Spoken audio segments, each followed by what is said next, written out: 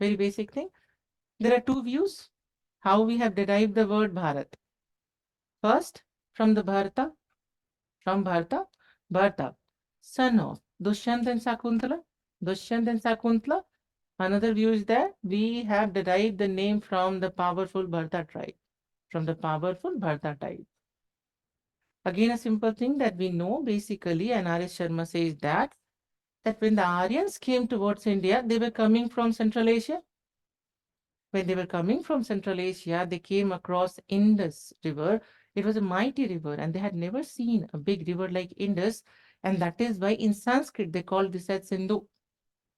Basically, the meaning of the word Sindhu is Samandar. It's sea.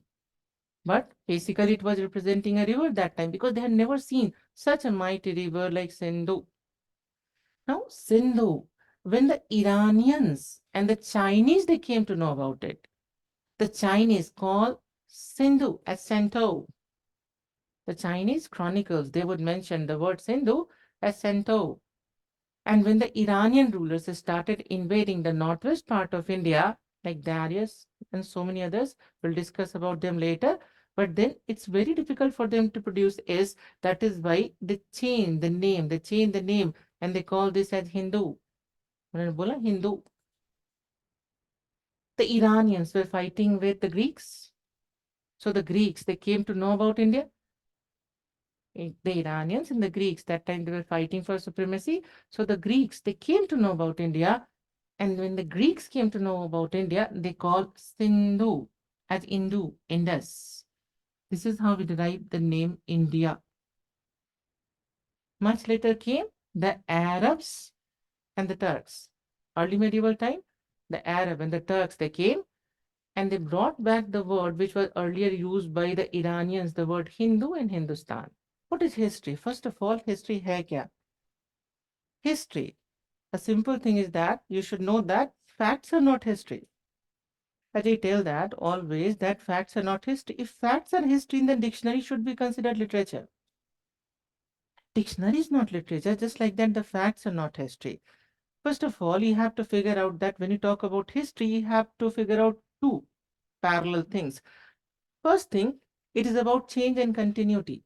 Change and continuity. And second thing, it is how we figure out the change and continuity through the intelligent interpretation of the facts. So facts are needed. But why the facts are needed? For the intelligent interpretation. And why the interpretation is needed? To figure out change and continuity. Suppose if I say that, trace the rise of Hinduism.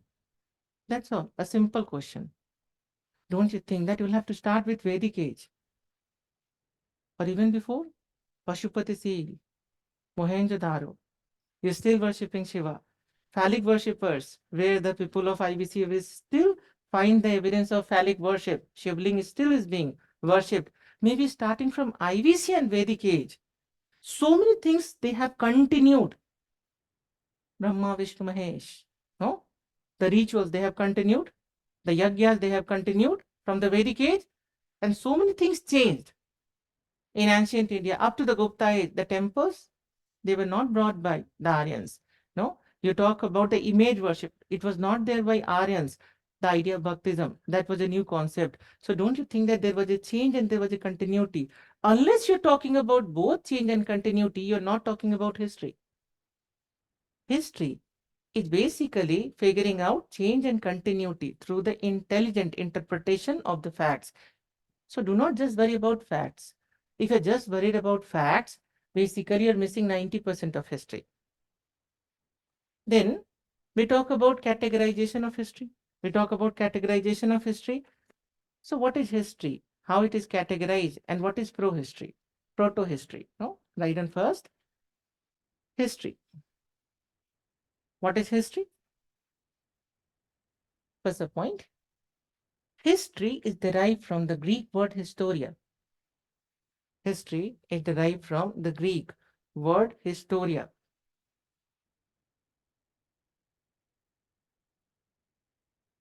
एक बच्चा वाला भूख लग रही है, मुझे भूख लग रही, डोंट वरी, बस 10 मिनट में ब्रेक हो जाएगी. तो अगली बार जब क्लास होगी तो खाना खा के आएंगे और थोड़ा सा खाएंगे। मतलब अगर आपने 2 आलू के पराठे खा लिए 200-200 ग्राम मक्खन डालकर, तो मंजूत बिल्कुल पंजाब की तरह 2 आलू पराठे अगर किसी ने खा लिए यहाँ, एक आलू पराठा इस आंख पर और एक आलू पराठा इस आंख पर, तो बहुत मुश्किल है आंखें खोलने, बहुत ज्यादा मुश्किल। तो खाना खाएंगे, but that should be balanced, but that should be balanced, it should be. UPSC candidate is just like the patient of diabetes. Diabetes के पेशेंट के जैसा होता है, जो थोड़ा थोड़ा बहुत बार खाता है। तो खाना खाइए और बहुत बार खाइए।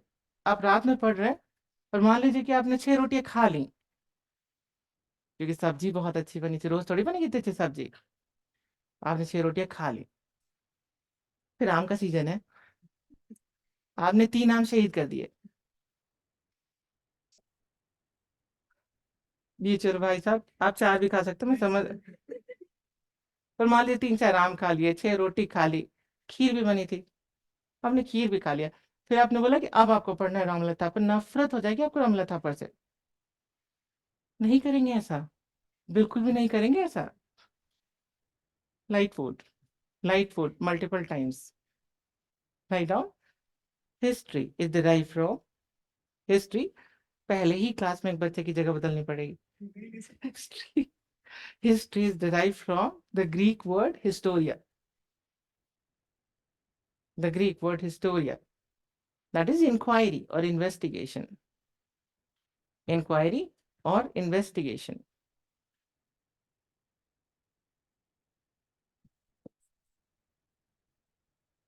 I go next. The history is the study of, the history is the study of, the study of change and continuity. Change and continuity through the intelligent interpretation of the facts. Through the intelligent interpretation of the facts.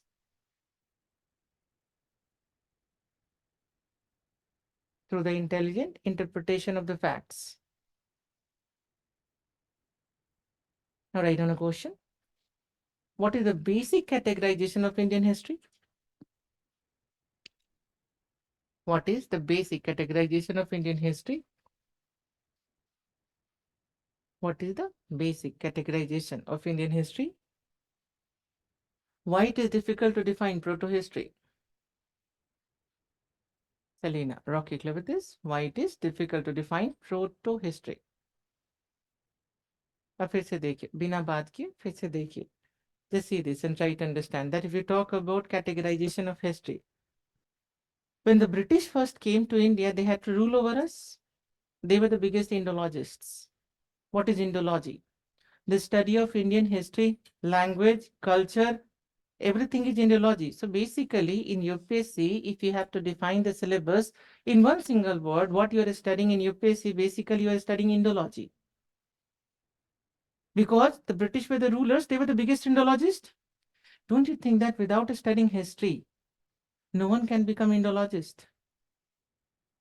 This is the mother branch, the most powerful branch. That is why all the British, they were excellent, like researcher in history, Indologist, Asiatic Society and all those. For the first time, they started defining categories in history. But when they tried to define it, they tried to serve the imperial purpose as well. So how they defined? They said Hindu, Muslim and British history. No, Hindu history, ancient, Muslim history, medieval, and then the British history, modern. Basically, they were trying to create a communal divide. Basically, they were trying to create a communal divide. That is why the nationalist historians, they opposed that. उन्होंने बोला नहीं, ये गलत है, this is wrong. Ancient history, medieval history and modern history. गलत तो ये भी था. Even this is wrong. Why this is wrong? First of all, because उन्होंने, the other historian, the modern historians, they asked that how you categorize medieval history. उन्होंने बोला simple, when the Muslims came to India, that would start medieval history. ये तो बढ़िया जी बात हो गई, because when you have to define medieval history, when the Muslims came to India, then anyway, what the British were saying, you are repeating the same thing in a different way. In a different way, you're trying to say the same thing. So even the nationalist historians would not be that acceptable. Their categorization was also not correct. First of all, if you divide the history like Hindu history, Muslim history, and British history, don't you think that if you say that religion of the rulers, that should be the basis how we define the age in Indian history, then don't you think that the third period, the modern period in which the British were rulers, they were Christians? Will you call the third part of history as Christian history in India? That would look absurd because the Christians always they have been in minority here in India. You cannot call this part of history as Christian history in India if you say that the religion of the ruler should be the basis to define the age. Second, if religion of the ruler is the basis to define the age, don't you think that Ashokan time should be Buddhist history in India? Then also define a new segment here, Buddhist history. He was ruling over a big empire, starting from Afghanistan, going up to Bangladesh and going up to Karnataka. He was a Buddhist. Call this time as a Buddhist age in India, you would not call. Third, आपने बोला Hindu history. Initially, Hinduism word itself was not there. Basically, it was Brahmanical system. The word Hinduism emerged much later. By the time the Gupta time period was there, the word Hindu religion, like identity, was emerging. So how will you define the ages before that? The Vedic time, you cannot talk about, you're not using the word Hinduism at all.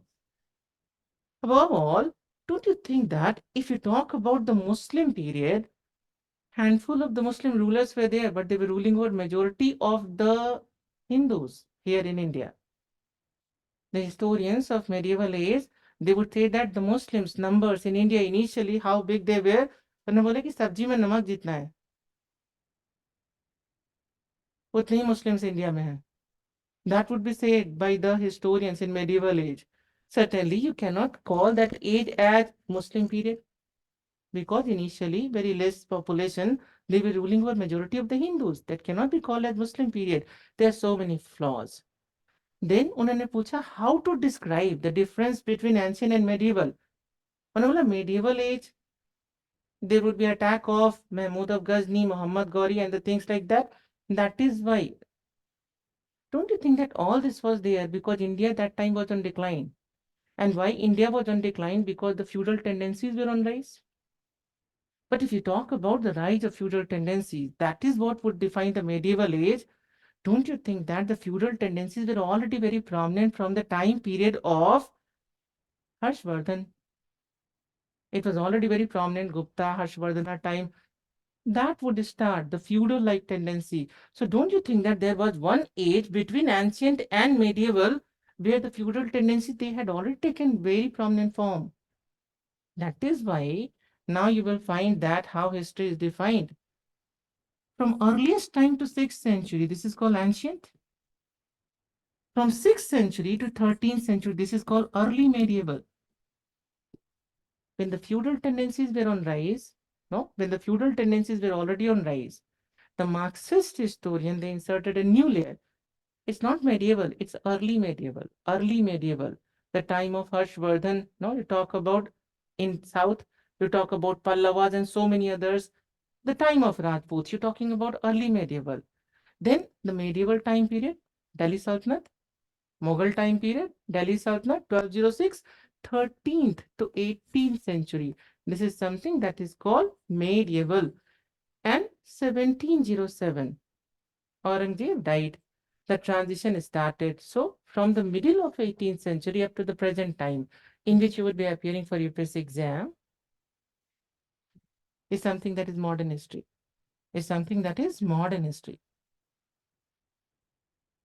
Again, how the categorization is there. You're talking about Indian categorization. Srivatsa, clear with this? Gayatri, clear with this? You're talking about Indian categorization. So, ancient India, again, would be divided into three parts. Prehistory, when there was no writing. No? Then protohistory. Protohistory, when writing was there, but we cannot read it, like IBC. So when writing was there, but we cannot read it, that is something that is called proto-history. Like for example, IVC, Indus Valley Civilization, the script was pictographic. We have failed to read that. जैसे शुरुआत की 3 class में आप pictographic script में लिख रहे होंगे, एक धमाकेदार शुरुआत हुई। क्या मेरे बैच में ऐसा होता रहता है? मुझे बहुत आदत है इन सब चीज़ों की। मुझे पता है कि मेरा बैच बहुत ही जल्दी अफ़गानिस्तान के जैसा धमाके होते रहते हैं। When you talk about proto-history, it is something when writing was there, but we cannot read it. History, when writing was there, and you can also read it. For example, Prayag Prashasti. अब एक simple सी बात, why it is so difficult to define proto-history? Basically because the historians never wanted to define it.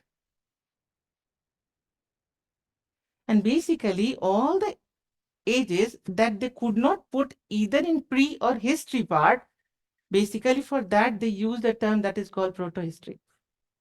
Proto-history is a term, it's a term which is not actually intended to be designed like that to be defined clearly. Basically, the ages where the categorization is not clear and cannot be defined clearly, that would be put into proto-history. That is the nature of proto-history. अब एक और भी बात समझिए क्यों difficult है ये, because what was the first script? Pictographic IVC script, but we have not been able to read it. So IVC script B is there, but we cannot read it. Just like at this stage, the lead article of Hindu newspaper है, पढ़ नहीं रहे हम बिल्कुल। अच्छा एक काम करेंगे, न्यूज़पेपर वाले को बोलेंगे कि न्यूज़पेपर मत दीजिए, पैसे फिर भी I'll give you the money, just do not give the newspaper because anyway I'm not reading that. क्या ज्यादा अच्छी बात नहीं है, पेड़ कम कटेंगे। Current affairs from today. To start with magazine. Magazine शुरुआत करेंगे। Harappan script, we have not been able to read that. But then after Harappa decline, the script was over. The script was over after decline of Harappa. Script reappeared in 6th century BC. 6th century BC was the age of Mahajanapada. It was the age of Buddhism. So age of Mahajanapada, huge economic prosperity was there. The trade was becoming excellent. But if trade would be huge, you always need to write it down. Writing would again appear in 6th century BC. In the age of Mahajanapada, in the age of Buddhism, so writing reappeared in 6th century BC, and this was the time the writing was in Brahmi script mainly. So the first script, the earliest script that we have been able to read is Brahmi script. But then think about it. What happened in between this time when the Harappan script was declining? It would take some centuries. It would take some centuries. And what happened when the rise of Brahmi script was there? ऐसा तो नहीं हुआ कि एक दिन India में सब लोग उठे उनको बोला कि अच्छा अब हमें राइटिंग आती है, ऐसा नहीं हुआ होगा. It would have taken centuries to develop a writing skill. In between what happened, we do not know. We have no idea how actually writing appeared in between. That is why it is very difficult to define proto-history, because you exactly do not know when Brahmi exactly appeared. By 6th century BC, we find evidence of that. But how he started developing that history is not clear. And how the decline of his script was there in IVC, even that is not clear. And in between that time, what was the situation? That is even not clear. That is why it's not that easy to define proto-history. So how it is defined? By the way, there are two things. There are two groups, no? There are two groups of historians. One group of historians would say that what is proto-history? It is a time between the beginning of food production, Neolithic age,